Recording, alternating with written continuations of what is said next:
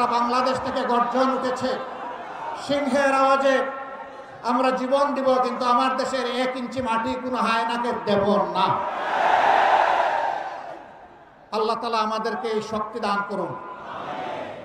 24-এর আমাদের সন্তান, বুকের সন্তান, যুবক যুবতীরা, তারা যে অন্যায়ের বিরুদ্ধে বুক চিতিয়ে লড়াই করেছে, আল্লাহর কাছে চাই, হে আল্লাহ, তুমি তাদের অন্তর দেশপ্রেম এবং তোমার ইমানের নূর দিয়ে পরিপূর্ণ করে দাও।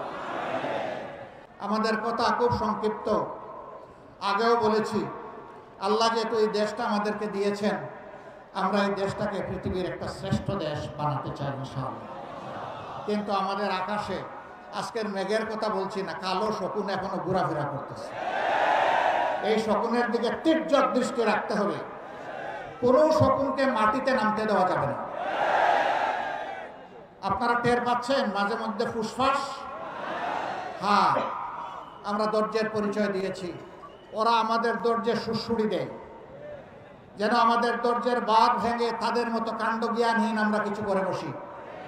ওরা বলেছিল আওয়ামী সরকারের পতন হলে মাত্র 2 দিনে 5 লক্ষ মানুষ প্রতিপক্ষের লোকেরা খুন করে ফেলবে। এটা কি বাংলাদেশে হয়েছে? কেন হয় নাই? ওরা কাণ্ডজ্ঞানহীন অপদার্থ ছিল, কিন্তু জাতি অত্যন্ত কাণ্ডজ্ঞান সম্পন্ন। এই জাতি কাণ্ডজ্ঞানহীন নয়। ওরা দেশকে ভালোবাসে না বলে পালায় যায়, এই জাতি দেশকে ভালোবাসে বলেই ওগুলা করতে দেয়নি। অতএব আমাদের ধৈর্যের আর পরীক্ষা নিয়ে কোনো লাভ নাই। আল্লাহর পক্ষ থেকে এই জাতি ধৈর্যের পরীক্ষায় উত্তীর্ণ হয়ে গিয়েছে, আলহামদুলিল্লাহ। এই ধৈর্য আমাদেরকে অব্যাহত রাখতে হবে। যে যেদিক থেকেই আমাদেরকে উস্কানি দেখ, কারো পাতা ফাঁদে আমরা পা দিব না ইনশাআল্লাহ।